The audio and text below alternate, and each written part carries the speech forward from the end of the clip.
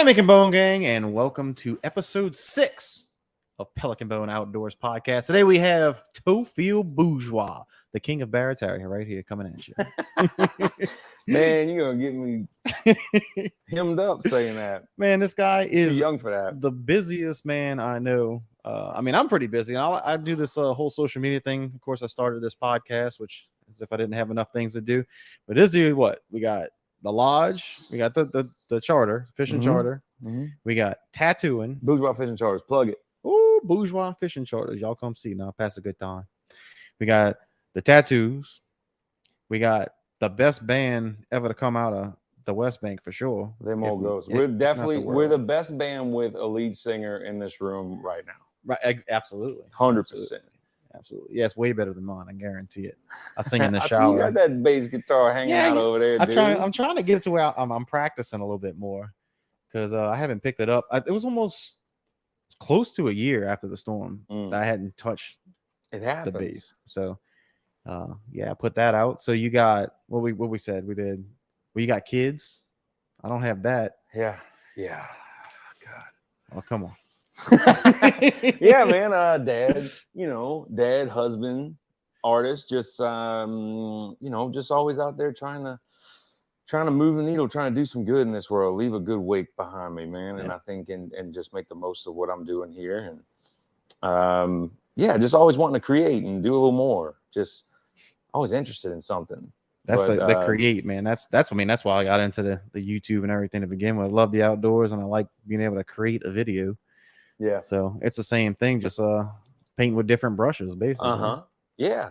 I think it's always fun, to kind of, even the way you got this place dressed up, make something out of nothing, or just nesting, man. It's all nesting. Yep. God, I feel like that's since the storm, it's been nothing but nesting, right? Like rebuilding the nest. Yep. Multiple nests. And it's still a long way to go. Mm-hmm. Long way. I mean, we come a long way. There's still a long way to go. We have. I think one thing I try to kind of incorporate is like, I don't say a mantra, but as just a reminder of a practice is when I do ever experience feeling overwhelmed about the task ahead of me, the journey ahead of me, is, take a pause, look how far we've come. Yeah. When I walked up here, it's nice to see this place not covered in mud down there. And you got grass and clovers growing and everybody's cars are here and there's power on. Oh, yeah. And it was so recent that everything was so wrecked and just, man, it really humbles you so fast.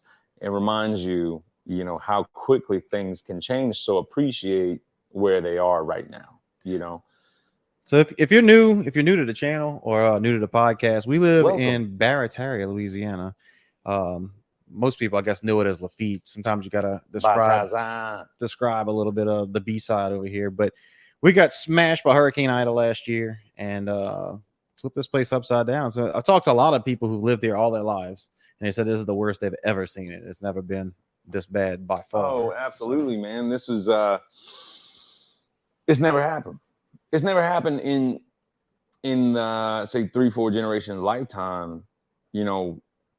I say I'm a second, third generation here. I grew up right up the road in Marrero, moved down here when I was 14. My dad, my papa, Theophile, everyone, all my family down at Joe's, like my family has had roots in this town, in Lafitte and Barataria side for generations. And no one, and you talk to other families too, and no one's seen it like this. We never had the water come this high. It was just, the perfect path. And then there's the question of how much of our buffer and our protective zone has been washed away. And now to see, we were talking about earlier, the difference in the pre-Katrina, post-Katrina, post-Ida aerial photography of this area, to see what the landscape looks like now and how scary it is to see how much land is just gone, and things that you knew, for both landmarks, fishing purposes, whatever it was. The bottom line is that was the layer of protection that slowed these things down for us. And now we're seeing, this community is seeing what it's like to have no buffer zone, to be right on the front lines of that storm damage without adequate levee protection. Right. You know, and to be just south of, I'm gonna repeat information I've heard. I don't, you know, the largest pumping station in the world. Yeah. Is what you always hear. I have not fact checked that, but regardless, things have changed since that has been, you know, operational. So, but man, it's, you know, it's when it's beautiful, it's beautiful. When it's good, it's good. And like, this is the risk we all took, and it really came to a head in this recent storm. And I hope we have the longest break. I hope it never happens like this again. And Amen. It could, you know, it could stir up right now in the Gulf, or it could happen in 50 years. You know, it's just, that's the gamble, and everybody gets hit. But yeah, so to get back to your point, it has not happened like that in this community. You know, a lot of people, a lot of things changed, a lot of lives changed. This was very much reminiscent of Katrina. Not even, I always forget, it was the same day as Katrina. How crazy is that? Which is so just uncanny to me. So August 29th has already been this black eye over our community and our city right next door, our neighbors, and a lot for us. Like, it affected my life, it affected everyone I know's life, but people move. Mm-hmm. My in-laws moved out of state after this storm, and that just reminded me of how it kind of bums you out, man, because we were very close to the in-laws, and we're just close to our family. And after Katrina, that was the first time I experienced, I'd say, real sadness, where I felt, up until I was like 17, 18 years old. And I was like, life's good. I'm just a kid, you know, got the world by the horns. And Katrina hit, and so many people I loved, lives were just wrecked, and they moved, like, not just like out of town, just like across the country. Right. So many of my friends were gone. Jump ship. Yeah. And it really shook up your life, and everyone, it really shook up your path. That things, if Katrina wouldn't have hit, you know, a lot of lives would have been so different. But, you know, here we are in hindsight, like, I don't regret a thing, but you do think about that, like how this one event affected everyone's lives so much. And the same thing with Ida. There's a lot of people who can't afford to live here now. And insurance is something that, you know, we were just talking about. I'm having a really tough time wrapping my head around it. But, you know, how do we get involved? How do we make some moves? What can we do with our little voice, as, you know, these people who decide we don't have to live here, but this is home. You know? I grew up, I didn't grow up in Lafitte. I grew up wishing I lived in Lafitte, if that makes sense. My grandpa on my mom's side had a camp on the school bus canal. My grandpa on my dad's side, we always, as a child, I always launched down at C&M or Seaway, what used to be Seaway. Joe's landed only on this podcast. It's my cousins. I'm sorry. It's on this side now, so that's closer to me. That's what we always see go. That? Take care of my people. But they so I just got used to being down here, and I always wanted to live down here, and I finally live out my dream. I moved down here, and then 4 months later, I'll bring the worst storm ever. So I it almost feels like it's my fault, man. Yeah. You ruined everything. Probably should have picked a better time. Yeah. To move. You would think. But if I would have waited and the storm would have hit, then I probably would have never been able to move here. Sure. Because it probably wouldn't have happened after the storm. But it's hard to convince somebody to want to move down here after something like that. But what's crazy is neither me or my wife have had a single moment of regret. The storm. I mean, the community. Yep. After the storm, the way the community comes together and helps each other out is unlike anything you're going to see up front. Anything you're going to see, it's just totally different. It's like a simple. I don't know. It's like I guess they see that in country towns too, but it's salt of the earth people is what it is. It's rural community. It's humanity. Right. And so, to quote a lyric of one of my favorite songs that I wrote. I was waiting for my favorite song that I wrote. No, but this is where the line. Some folks don't understand what all the fuss is about. Come see the calm before the storm, when all our working hands are worn. And that, to me, is sandbagging, is checking on, shoring everything up, making sure when you're done, you got your house ready. Hey, your neighbors, you got anything you need? What do you need? Everyone throughout the year, we don't we talk to each other, we say hello, and I'm closer to some neighbors than others. Right. But all that stuff, all that, I don't have time, I'm running up to go to work, or I'm going get the kids to school or whatever. All that's washed away. And a hurricane is the great equalizer where everything else is on pause. And all that matters is our tribe and our community. Yep. And it's beautiful. And that's what the fuss is all about to Absolutely. me. You know what I mean? So I second that. I believe that wholeheartedly. And there's something beautiful in that, because we so often don't get to experience a real, sense of danger, adventure, whatever. We're very comfortable. And that's why, like, God bless veterans, because that's something that I've not done. I respect. And it's something that is such a journey, mentally, physically, the risk that you take. And I equate that in a sense of, this is our journey as just residents of a community like this, and having to fight that's our battle, to fight with Mother Nature, to prepare. And that's the closest thing we have, where I feel like we all come together and we can kind of fight this common, I don't want to say enemy, because we're all sharing this place. Like, we don't have any stake. A hurricane is just some natural force.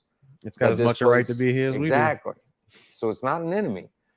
But we decided to plant our roots here, and we have to deal with that force when it comes around. Right. We got to pay the piper. Like, every now and then, something's gonna blow up, and it's like, no hard feelings, bro, but you're in my way. You know what I mean? Oh yeah. And we have to adapt to deal with that and to fight that. So I think it's fun. I've had, I have a few videos out. I got the first time I came home after the storm. Yeah. And then some update videos. And I've gotten, of course, you get the comments that, y'all should let nature take back over. You shouldn't be there. No one should live in Louisiana, this and that. So, I mean, I'm going to keep it clean, bro. Got a lot I can say about that. So I can see, so a lot of ignorance comes out when people are talking that way. Mm-hmm. I can understand the argument of maybe we should. I don't agree with the argument, but I can understand somebody's point of view saying that, look, it's getting a little too bad. You need to start pulling back and coming out. Mm-hmm. Of course, they don't live there, so they don't have any attachment to it or anything like that. Yeah. But my second thing is, where are you going to go? Tell me one place in the country that doesn't have issues, natural disasters. Sure. Yeah. And back to all of us just sharing this place, there's always going to be something. If Mother Nature wants to take you out, she's got a lot of tools to take you out, and I could see somebody who doesn't know about this place saying, hey, why should my tax dollars pay for something to protect you when you're being stubborn, living in this place, and you have every opportunity to leave? I just, it's home, man, and I don't have any answer past that. It's just, I feel as Americans, the United States is such a large swath of land to say, there's so many different cultures within that. And I feel that I'm part of one of the most unique cultures in the United States, that I feel a personal calling to carry that torch. And nothing's going to stop that. It's not just a place to live. It's a way of life. Exactly. And it's a way of life unlike the rest of the country. Yeah. You hear people all the time come to Louisiana. Even if you want to take New Orleans, I don't associate New Orleans with us. It's right up the road, and that's the landmark you give when people. But it's a sister. It is, and it definitely this culture has definitely influenced that one, and vice versa, because we're so close together. It does. But people will say, they come to people who like cities come to New Orleans, like it's not like anywhere else on earth. It's very European. And yeah, still. Absolutely. And then you also have this culture, the rural culture of Southeast Louisiana, that's unlike any other place in the country also. Absolutely. And and there's not many people down here who are still preserving it. No. And the people who are still here preserving it deserve it, because we're the harbingers of this dying culture. And I say dying, I think it's drastic, but it is, like my Papa Theophile didn't really know how to speak English until it was kind of beaten out of him, from what until he was 8 years old. And he spoke Cajun French, and I wish I knew Cajun French. Me too. And I can change that. We can change that. But it's just taking the time to learn it. And so I always have felt with each passing generation, we've become so much softer, and but we've grown in many ways at the same time. But I really definitely, I think I couldn't stand a chance against my great grandpa. No. In many things. Maybe in a game of Jeopardy. Right? But that's about it. But what good does that do in survival situations? Yeah, right? When it comes to survival and just being a man. Yeah. And look, man, they probably had a lot of faults, but that's just is what it is. I look about like the past generations, I'm like, oh man, I'm so soft compared to that. Just grizzled old coon asses, man. Harder times makes tougher men. Exactly. Man. And so I think for me, my biggest thing is being down here, experiencing the lifestyle that we do, and passing that on to my sons. I'm raising men. Yep. I'm not raising stunted individuals. I want them to be strong, capable, and prepared for whatever adversities hit, but also being able to enjoy the beauty of when it's good, when it's all working right. And man, is it beautiful. Yeah. I mean, where else can you go and do, fish crabs, run jug lines, fish speckled trout, fish redfish, bass, perch. Catch not only that, but catch bass, redfish, and speckled trout in the same hole. That's true too. Yeah. People freak out when I tell them that. Yeah, and just like the bounty and the things that you do, and man, I've been so gung ho on the lumber. I've been just building so many things lately, and just like hunting cypress is there's. Just I need to so go much. with you one day and do that. It's fun. I need to go with you. It is one of my favorite things I've ever done. Really, just because I can. The woodworking background, it comes full circle, because I feel like if you're gonna live down here, I know so many people who live down here, and look, I'm gonna preface this by saying I don't take advantage of everything that is available to me as a resident of this community, and you're working on it, right? But there's so many people that live down here, take the risk, pay the high price, and don't do anything. Like, to why do you even live here? I mean, right. Look, I want everybody to live here. I love this place, but I'm like, man, you could live your life. You can do what you're doing up front, But that ain't. Look, hey, more fun stuff for me to do, man. You know what I mean? But there's just, when you really dig in, and I think my dad instilled that into me, and my grandpa, and it's just been generations of a reverence for this place, and what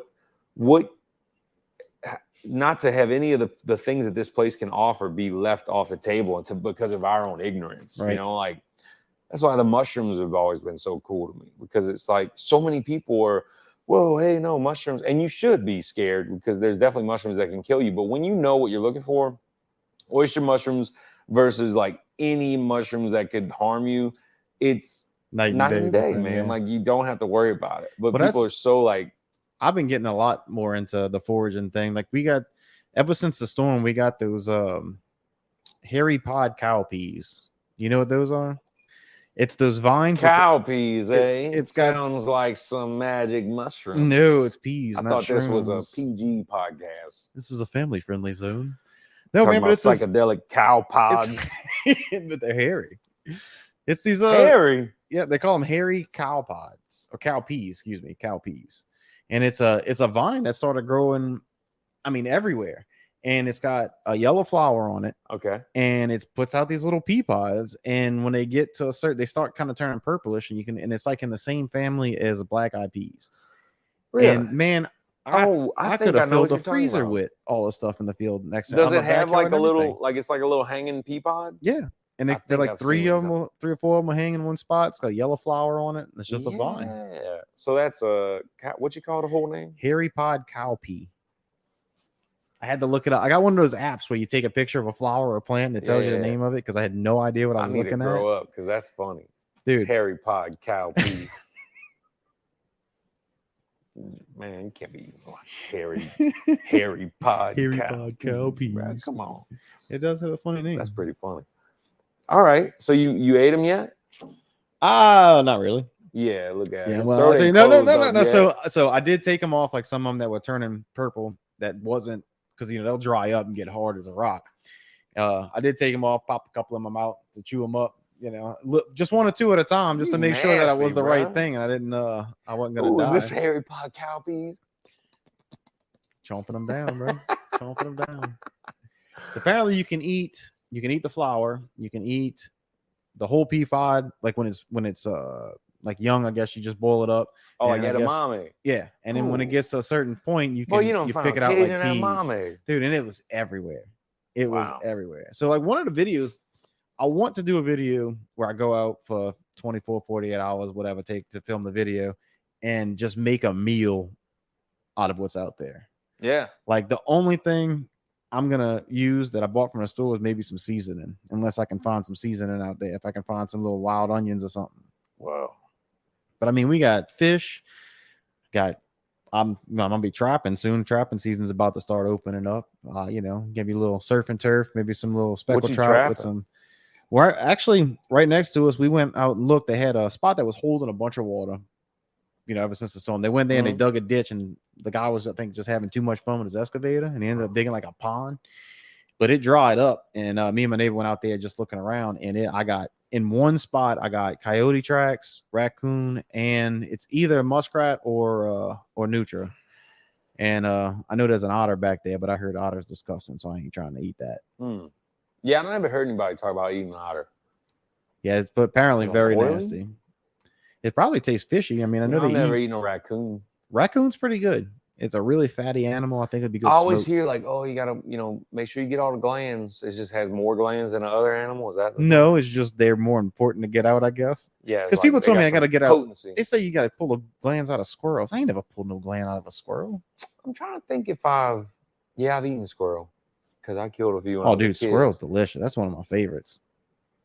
You meant to eat rabbit hunts this year? It's October 1st, huh? Yeah, October 1st it opened, but the spot I had, I don't have anymore. In my backyard. Oh, I need to come visit you. It's my rabbit. It's your pet rabbit. I keep telling my boys, like, because you go out there like right at sunrise or sunset, and they're always on the tree line, just like hanging out. And, you got a bunch of them? I say a bunch, like 3 or 4 every morning. Man, send them this way. Enough to where I'm gonna let it. Usually, when you're seeing them, like I think they get wiped out by coyotes or bobcats.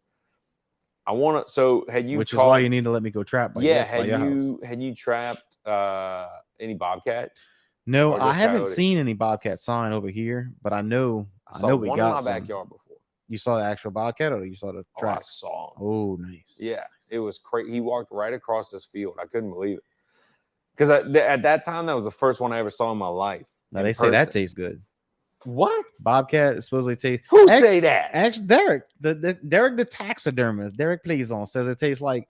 He described it as it tastes very similar to pork, and I've heard that before too. Really? And then we started talking about, how the Chinese restaurants have that their pork like in their fried rice. It's like pork, but they say it's pork fried rice, but something just ain't right about it. Some bobcat fried rice. It might be some bobcat fried rice. I mean, honestly, dude, I don't even like cats. So I don't know why I've been so like anti-eating cat, but I feel like cat meat is just like a no-no. Man, it's just a society thing. It's a social thing because like we don't eat horses because we use them, but apparently I bet that thing's delicious. They say it's like kind of sweet. I mean, it's a delicacy in some places. Because it's eating like champagne and caviar. Oh, absolutely. Yeah. Winning races. All horses are French. Man. I bet your horse is delicious. So I know beaver. We had beaver do taste just like beef. Really? Yes, very much like beef. The only thing I still need to taste when the next coyote I get, I'm gonna try the backstrap. I can't imagine it tasting that good, but I gotta try it just to know. Possum, unless somebody cooks it better. I trapped one and I ate it. I didn't care for it too much. They just too weird for me. They scary looking. Too weird for me to eat. I don't think I'm doing armadillo unless isn't there like leprosy in them things? Yeah. I ain't trying to look. All right, so I love, like I said, taking advantage of everything this place has to offer. Not everything, but I got a line, dude. I ain't trying to eat no armadillo. I don't think I could get through cleaning leprosy on your tongue. I don't think I can get through cleaning it. No way. You know, I remember being a kid, and I'm probably gonna get in trouble for saying this, but we were shooting armadillo in the head, and they'd like do a flip because they were just tearing up my mom's property. So me and my cousin went with shotguns, and he's like, "You shoot them in the head, they do a backflip," and they swear to God, like do a flip. Sorry, Peter. Well, stupid things as kids, but actually, I think you're welcome. Because now armadillo, you don't have leprosy. Now I'm sure we'll get roasted, but I want to say armadillo. I don't think there's a season for. I think you can shoot them all year round. And maybe they're invasive. I'm gonna have to research that. That'll tell you right there. They don't taste good, and they're a nuisance. Yeah. Oh, they're definitely a nuisance. No season for them. They don't even care. Just kill them. Yeah. Come on. I'm gonna have to do some research on it, but I'm fairly certain you could just do whatever. But I could be wrong. Frank's watching. Frank will probably let me know. What's up, Frank? Look it up, Frank. Tell me about if we can shoot armadillos year round or whatnot. And how many people eating armadillos? Or I mean, like, should we be Texas eating armadillos? Are we missing out by not eating armadillos? I know they serve them in restaurants and stuff. And like, I mean, if I go to a restaurant and somebody else buys it, I'll taste it. That's because we're not in Texas. I mean, Texas, I spend a lot of time in Texas. I never seen an armadillo in Texas. You're going to the wrong restaurants. In a restaurant in Texas for sale to eat. I done some messed up stuff in Texas. You eat Nutra, but I never ate armadillo. Do you eat Nutra? I do, and so that's the thing. I've only had it. I know I had it in jerky. And last season, my brother-in-law would hunt them, and he sent me this picture of this big drum overflowing with Nutra. And I was like, man, just bring me like 4 of them. I'm gonna clean it up. And one Thanksgiving, I cleaned them up, and I did this whole preparation, like brined it, stuffed it, did this whole thing. And I had this 2-tier oven, and I had my wife's dishes was in the top oven, and the bottom oven was all the Nutra. And I went to take a shower after I put it all in, and I come out and I'm smelling burning plastic. And so with her dish up top and my dish below it, I had this other stuffing below it. We had made it like the week before and put it in the freezer. It was in those like throwaway aluminum trays with a plastic tray right below it. So I put the whole thing with the plastic tray in the top oven, and it made this whole like hoopla, like having to get that out the house. And then I wound up just like forgetting about and messing up the Nutra, so I never got to eat it. But I was just talking to my buddy today about this season, this winter, just go and get enough to cook, because I know I'm gonna like that. And I've had it in jerky. Good. I don't understand the stigma, because it's like it's a problem here, and it's delicious. We talk about it a lot. If it was rebranded, if you get a popular chef to cook it up, get a good dish, something maybe easy to prepare, and call the meat something different, we wouldn't have a Nutra problem anymore. They'd go like crazy. Man, it's a clean meat. So good. I smoked one the other day. These people, I don't know. I'll eat it. It's good. Because it's a rat? It's good. They eat the same thing as rabbits. Cows eat grass. These eat grass. I don't understand the difference. All of it. Except for armadillo. Give me no. Just no. No, and I don't really want to eat a raccoon, dude. There's something about raccoon. It's like a cat monkey. I feel like it's too smart. A lot like a cat monkey. I don't know, but I heard pigs are smart. This is like a whole different conversation. Pigs are smart. You get people with them pet pigs. Doesn't Ricky have a pet pig? He said he got a pig that he's training to like. You should get him on and talk about. I'm gonna have to do that. The mushroom farm. But he said he got. He'd be a great guest. He talked about training this pig to snuff out the truffles. So I mean, yeah, maybe, but he might be eating that pig too. Because sorry, bacon's good. Isn't that its name? No. What's his name? Oh, probably. If I had a pig, his name would be Bacon. No doubt. Tofu just don't taste good, man. No. I'm sorry. So let's talk about the life eat life fishing world. Mm. So we got this charter over there, this fishing charter.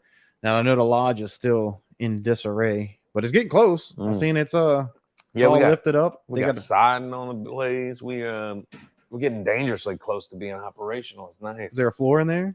Yeah, you can walk around. Yeah. We got a floor. It's almost to a point where I can get cut loose and do the rest of the work that I need to do. So we're hoping to have it ready to go by spring. So fish, like people can sleep in there. Spring. Yeah. We still fishing. We still running day trips. Right. But the lodging and the food and the whole experience is stifled right now. And that's really that's what the operation is. That's the whole package, experience, you know. So we're doing what we can in the meantime. But yeah, it's, life's still good. Fishing's good. Kind of keeping the torch going for my old man and what he started. And it's been good to me so far. And I guess it depends on who you ask, but I've never been the type to, I don't like when you ask somebody how they're doing and they start complaining, So for me, I've now been equipped with so many more tools to deal with difficulty, and just thankful to still be here to get through that stuff. And there's a lot of people who support what we're doing, and I got a good family, got a good woman on my side, got a good team with me, that we've been able to get through this. So yeah, it's nice because with each passing day, so for people who don't know, our fishing lodge down here in Lafitte on the Barataria side, we had about roughly 5 foot of water in the lodge after Hurricane Ida. So that decimated the bottom story of the lodge. Then a couple months after that, we were scheduled to, now this is a blessing really, that it's taxpayer money, so we all pay for this program, this federally funded program to raise buildings in high-risk flood zones. So if you flooded enough times, like your house used to be on the ground. So it was raised before you got it, right? Yes. So and that's one thing that is nice about this. We don't have the adequate levee protection. So to kind of mitigate that, we were able to qualify as well to raise this 10,000 square foot building. This old schoolhouse on the Barataria side, kindergarten through 8th grade. To raise it 9 feet in the air, the whole thing, and that's all a federal program that I didn't have to come out of pocket for, but the money you lose in the business loss is where that's where it's like, okay, you got to get through this. Now you don't have to pay for it, but you're losing all this business. So the storm wiped out one busy season. Then the elevation came in right as the next season was supposed to start off and wipe that out. So here we are, the third one we're now missing. And then spring is when we're projected to say, all right, here we go. So, I try to compartmentalize that and do what I have to do each day. What can I do to move the needle in the right direction every day? And not look at the big picture and get overwhelmed and, oh man, all this has to be done. And it was so nice. And look, man, I entertain all those thoughts for sure. Because you can't help but see a picture, a memory of something, how it looked 2 years ago. I'm like, oh my God, I thought it looked bad then. Because it's never enough. It's like, man, we need to do this. I want this here. I want you're seeing like the end vision, and you have to trust the process, and to look back on it and be like, oh my God, I would kill for it to look like that right now.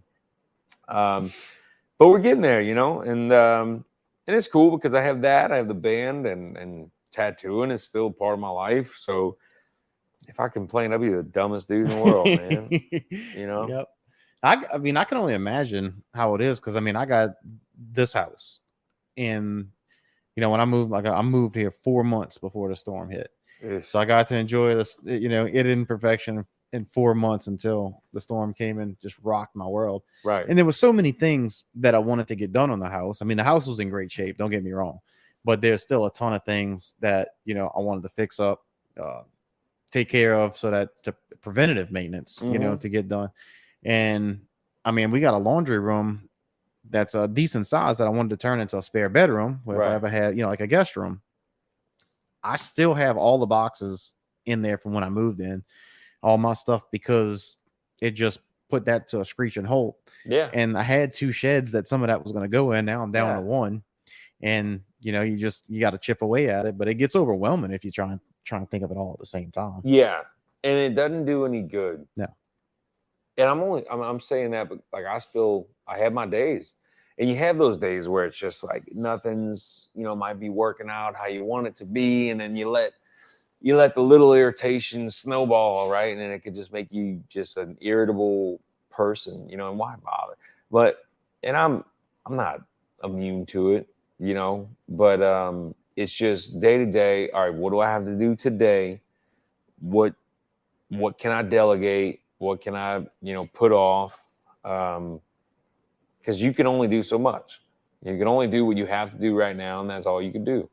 And don't think about what was, what will. Think about what is, and look, man, that's a lesson I need to give myself. So I'm speaking to you, I'm speaking to myself, I'm speaking to everybody who needs to hear that. But it's a practice, and it's a discipline. Again, and I think for me, for instance, I carved out this path in tattooing and music, and I was a licensed guide in 2010. So for 12 years, I've been a licensed guide, but that ain't, something I don't think about, going fishing for hire. I don't think like, man, I wish I could take a trip out. Like I like to go fishing for me and for my family, for my friends. Tattooing was the thing that I did. My dad, I could have like walked right into this path that was clear for me, and things just kind of worked out in a different way where I wanted to clear my own path. And I was interested in making art. And I did that for 15 years, and then he passes away suddenly. And it's like, all right, well, now you have to do it. And it was a decision that was easy to make because he was gone and I had to carry it on. And that's how I felt. Like it was no longer like, well, I don't want the path that's been cleared for me. It was like, well, look, he's cleared this for you.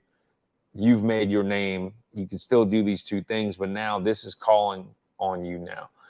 This is your life's purpose that you didn't realize was one day you were going to be called upon to carry on, the work of your father. So it was never an option for you. It was just, no, it was, it wasn't. This is what I have to do. It wasn't like maybe I should sell it. And I believe that the best thing that you can be is underestimated. I love being underestimated because it just fuels me, man. Like it like hypes me. It's like a drug. It's like a drug. For people to doubt me is a drug, like that I am so addicted to. Like, because it's like, okay, well, you watch this. What I lack in talent, I'll make up for and try. Yeah. And I heard that's a saying that I one of my buddies, Lane, one of the pilots, told me. And I've never forgotten that because it's like there's, people will sometimes say like, oh man, like, as far as like my art, like tattooing, like, oh, I can't draw a stick figure. And it's like, dude, I was terrible when I started. I stunk. Yep. You just have to focus, stick with it, work, just work, man. A similar saying to that is hustle beats talent when talent doesn't hustle. Exactly. Exactly. There's so much wasted potential out there. Yep. And potential doesn't mean anything unless you action. Like action means everything. And I believe that. So I feel like I'm rambling. But it's just been nice to be able to pursue the things that interest me, but now to come into my father's legacy with a new outlook, where before I was like, no, that's my dad. He does that. I'm doing my thing. Now he's gone. And it's like, well, I'm very proud of what he did, and I don't want to let it just go to waste. You know what I mean? So I can pursue and perpetuate and move forward what he did in life, all the while doing what I want to do in life. And I can actually do those things. And it's nice. Now, I don't get to do it as often as I want, But at the same time, like I don't have a very long attention span. So it's like today I'm building cabinets. Today I'm fishing. Today I'm drawing a tattoo. Today I'm working on music. It keeps me grounded because my brain's kind of all over the place anyway. So it's like, wait, what's another thing to keep? That's like, that's awesome. Something shiny, that's know? Awesome. It's fun, So as far as you say talent, I know your dad was pretty good at finding the fish, was he not? Big time. Yeah. So, and I mean he dedicated his life to that. That was his thing. And there was like carpentry was his earlier passion, and he kept building things, but all of his energy day to day was dedicated to fishing and finding fish. And that's, where I can't give up any of the other things. I can't give up music. Can't give up art. I can't give up carpentry, just creating whatever to just fish. I couldn't do it, So I'll never be just that, like the fisherman. And that's why I send people with my guides. Right. My guides are good. That's what they love to do. That's what they're doing day in and day out. Like, you get on my boat, we're going to have some fun, and I like to take certain people out. And, when we have big groups, I'll take the people out that, it's beneficial. I've got to, build relationships with, so to speak, but to be perfectly honest, man, like you'd be better off day in and day out, like with the guys who do it day in and day out. You coming on a boat with me, we're gonna have some fun, like I said, but you're not going with the most equipped, adept fish. More about cutting up than catching fish. Yep. Yeah, and that's the thing, Liz. So you just got to be like okay to accept that type of stuff. Where it's like, look, people like oftentimes like I would get like defensive, man. People would be like, "Can you fish like your dad?" And I was like, "No, man. Like he's really good. Like he was great. I'm not gonna like compare myself to my dad." But now I'll be like, can my dad play guitar? Yeah.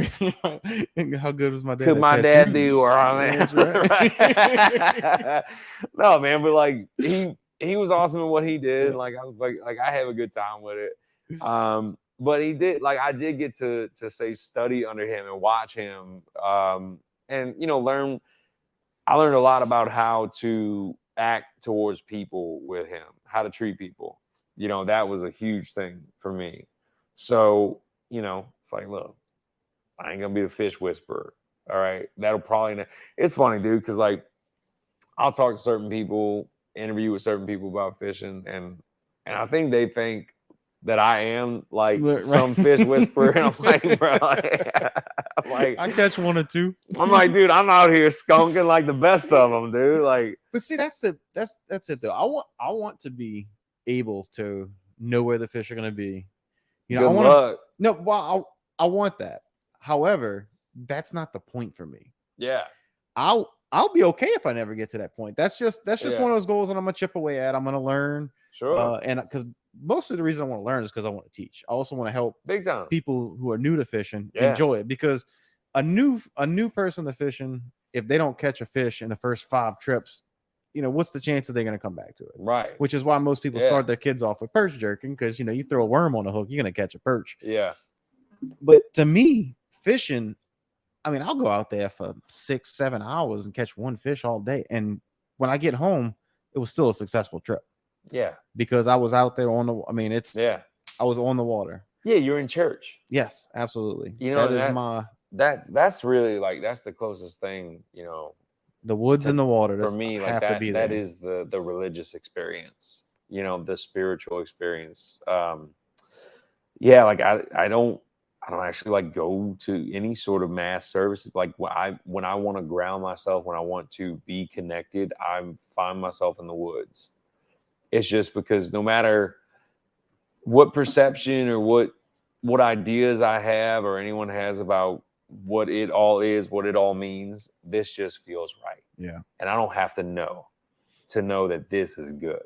Well, I certainly feel closest to God when I'm on my kayak, out going out fishing, and that sun starts coming right above that marsh. Nothing better. It's like that the greatest artist just painted that picture, and I get to sit there and look at it. It's so it's so amazing. Rewarding.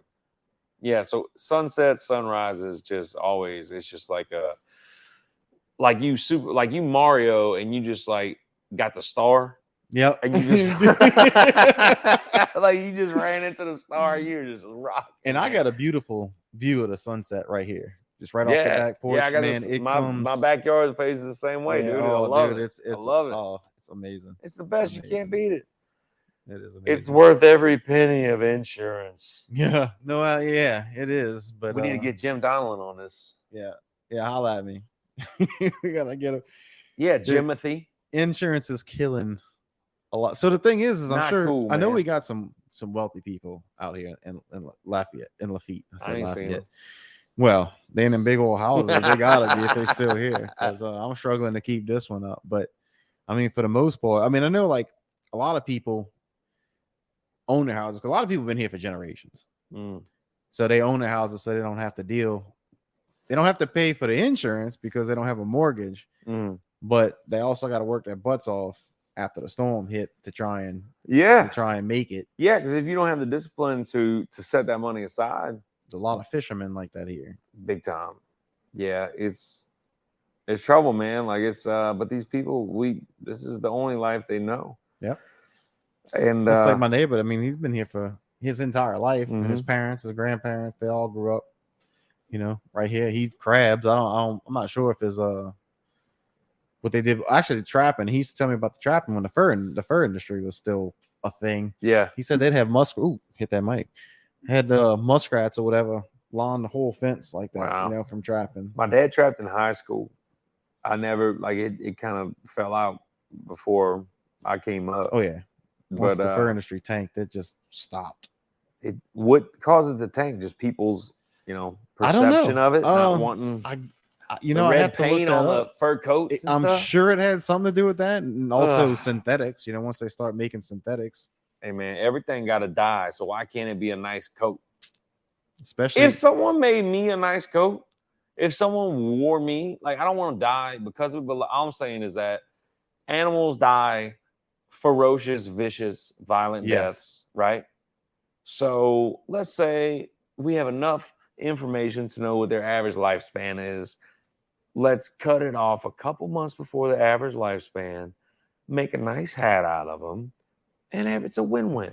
Would you be willing to become a coat one day for someone? I mean, you'd make a great coat. We got tattoos. You got absolutely, big old burly hairy chest. I feel like I would make the best coat. I would rock you. Yeah, I would rock you. Yeah, but I mean, I don't want to be the coat right now. Well, no. I feel like 92. If I'm still here at 92, put me out, make me a coat, make me a little beanie for my great grandkid. Honestly, that's when I think tattoos look the best. Yeah, when you're 92. Just at 92, it's prime. It's like 91, they're okay. 93, it's a little too long. Man. 92, that's just right. Because I'm still gonna have I'm just gonna have a little skullet. I want to like take the top, make me a little beanie for my little great grandson, Theophile 27, and let him wear his great papa's hair. How many Theophiles are there? I'm the fourth. There's 5. So you're the fourth. There's a fifth. My son's the 5th, but there was another one. I don't know. I forget where in the lineage. So I'm Theophile Jean-Antoine Bourgeois. There was a whoa, stop. Go back. Yeah. What is the middle name? Theophile Jean-Antoine. Jean-Antoine. Jean-Antoine. Jean-Antoine. Yeah, that one. That's a lot of name. That's a whole lot of name. Jean-Antoine Bourgeois the 4th. Now there was a Theophile Camille Bourgeois, and so he was technically there's 6 in a line of Theophiles. Just the middle name was different. Middle name was different for one. And here I am. But I've done it like I said earlier, like the first one was probably just such a badass. And I'm just over here like, my AC doesn't work tonight. I feel kind of hot. Completely lived off the land. Talk Cajun French. Man, I'm just trying to be like an 8th as cool as the first Theophile. And I don't think I'll ever achieve it. I'm gonna try till I die, dude. Man, we need to bring back that Cajun French. Because my grandparents spoke Cajun French, but for whatever reason, they would not teach it to their kids. My parents, my mama. And then So I mean, it's a dying language. I mean, I know there's still some out there that speaks. Is there a Rosetta Stone? I think Rosetta Stone has a program for languages that are in danger. Really? I've heard this before. That Rosetta Stone has a program for endangered languages because they don't want them to get lost, and that maybe Cajun French falls under that. I've been trying to. Can someone look that up? Is Frank still? Is someone watching who could look that up?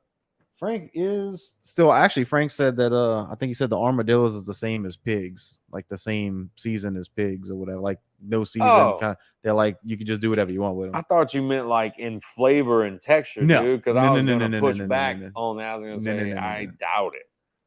Frank, you could eat that armadillo bacon all day. I need to get a better setup where I can read these messages while we do this in the chat. There's a whole chat right here that we haven't even been looking at. Yes, you can shoot armadillos. Boiled dillo. Boiled dillo. Blake trying to eat boiled dillo. Yeah, look at this. Boiled meat I'm not a fan of boiled meat at all. No. Like hot dogs in a boil. Let's do a hot take. Yeah. We got 9 minutes left. What absolutely, I'm going to be the interviewer now. Okay, Good. this is now Theophile Bone outdoors. Theophile Bone outdoors. What absolutely must be in your boil, and what absolutely cannot be in your boil? What must be in the boil, as like besides the seafood, I'm assuming. Yeah, mushrooms have to be there. I'm so with you, dude. I got them. What they call that? Them chatrons, whatever they call that. I don't know. We just said we don't know Cajun Yeah, French. well, I'm trying to remember. know. But yeah, no, those mushrooms is a must have. I mean, your basics. I mean, I gotta have onion, potato, mushrooms, some sausage, and some corn. And garlic. Oh, almost forgot the garlic. I ate at least 2 or 3 of the cloves every time. That's got to be in there. Now, I think the mushrooms are definitely like. That's number one. I could just take. I always get way too many mushrooms because I just sit there and like pick out mushrooms. Oh yeah, because they take all the seasoning. Everything. It's a sponge. I love mushrooms in anything because it soaks up the flavor. Yeah, it has its own little, taste. Yeah, little flavor receptacles. It's a little sponges. Yeah, little Ubers for flavor. Now, what's the craziest thing you've ever seen in a boil? That like you didn't do, but you went to somebody's house and they threw it in there. Man, well, the Brussels sprouts popped in there. I could see that. One thing. So from anything in the produce section, I'll tell you the weirdest thing. I'll say weirdest thing because honestly, dude, there's nothing that you can throw in a seafood boil that I won't be stoked about. Like any produce, I've never encountered anything where it's like, yuck, what are you doing? I do it all. But people, like my dad would always be like, what are you making, a soup? But like I do a whole like fixin' boil outside of the actual seafood. But cans of olives was the weirdest thing I saw. I don't like olives. I love olives. I can't. You don't even like olive salad, like muffaladas? No, dude, I tried. I tried. Look, I tried. It's not by choice. Oh, it's not by choice. I love them so much. I want a piece of bunny bread right now. I wish I did. With some just olive spread on it, dude. I swear to God, I could eat 42 of those. I wish. I could eat a whole loaf of bunny bread with each slice of bread, olive salad on it, and not even think twice. What about next time you have me, let's have a how fat can Theophile get? we need to get together with some people and have just a wild game cook-off. Like just food of the bayou. No. But I got a freezer full of alligator right now. I got definitely gonna have a whole bunch more nutria at the end of the season. I mean, we should just get everything we could get and just I like to eat. Have a big old fado dough and chow down. Let's do it. A bonfire and them old ghosts. Absolutely. Have a little acoustic set in the backyard. Man. In the nest. Eating, drinking, talking. That's what it's all about. And that's something I enjoy so much more than going out to like a bar or something. I want just people hanging out, reminiscing, having a good old conversation. Yeah, this is what I like. That's why I like this podcast. Yeah, I think there's always something good about a great conversation, actual conversation. We need old people though, big time. I love nothing more than sitting down, having the old folks just talk about the old days and passing on that wisdom. Yeah, there's a lot to be learned. They say a library burns to the ground when an old man dies. That is lots of truth right there. I believe that. Yeah. And this generation don't have as much respect for the elders as needs to be. But. Yeah, I think if I died, there'd be like a couple backs of cereal boxes that burned to the ground. That was it. Yeah. Like a couple of mazes on some Fruity Pebbles and honeycomb boxes. I like those mazes. Couple Sir Mix-a-Lot lyrics, just the important stuff. You know what I mean? Absolutely. The bare necessities. The essentials. The basics. What really matters. How many songs do you have written that aren't songs yet? How many unreleased songs do I have? Do you have like so many. Library of notebooks with just like 1 or 2 lyrics written down that hasn't become a song? Yeah. I've got a lot of voice memos in my phone. That's all that I have. A lot of notebooks. Yeah, and it comes in spurts, especially like right now, because I don't get to do it as much as I'd like to do it. When I sit down and start writing, usually I'll get like a lot, like a couple different songs. Or sometimes I'll have like a little bit of something that'll live with me for years and years, and then it'll finish, or sometimes it'll come to me and I finish it right there. It's never the same. It's always a living thing. Yeah, it's always different. It's always a little different, but it's always fun. It's my favorite thing to do. If I had to pick one thing to do, it would be make music. Hands down. See, me, it was lack of discipline when it came to music. Yeah. Like I should be a musician, not a magician, but a musician. I should be a musician, but it was laziness and lack of discipline is the only reason I haven't become one. Because I do know. Me and JJ got my cousin, who's the guitarist, and Them Old Ghosts. He and I got guitars at the same time. And look at you now. And he's just shredding. You could have been in Them Old Ghosts. Shredding on the axe. I could be just wailing in Them Old Ghosts, but instead having acoustic bass collecting dust right there. Coming for you, Jay. Making YouTube videos. It'd be a lateral move, dude. And if YouTube wasn't so the way they are, I would have a lot of Them Old Ghosts in my videos, but I got to figure out how that works. See how to make that work to where we give you permission, because I think I have to get like a written permission for it somehow and get to them. Now, if you go back, I think in my second and third video, I have y'all's music in there, but I have copyright flags on them to where they're monetized. Actually, I think y'all are getting the money from it. Because it's monetized, but I don't collect on it. I think it goes to y'all. So if y'all want to support Them Old Ghosts. That's why my back hurt. My wallet was so fat. Trust me, if you count the money from YouTube from 2 videos, you ain't getting much. I thought that's what that point 0.000079 was in my band. You wish you were making that much from it. Oh man, I tell you what, you got to get lots of views to make money off of YouTube. I know, dude. Our streaming stuff, it's just not that. The music industry's way different than when we were growing up. Yeah, big time. People make money on their shows, on live shows, merchandise, and that's it. Yeah, like the streaming. I mean, I'm sure if you had the real numbers, we are such a little drop in the bucket. Nobody knows. Like, you should. My own grandma doesn't even know that Them Old Ghosts exist. Wow.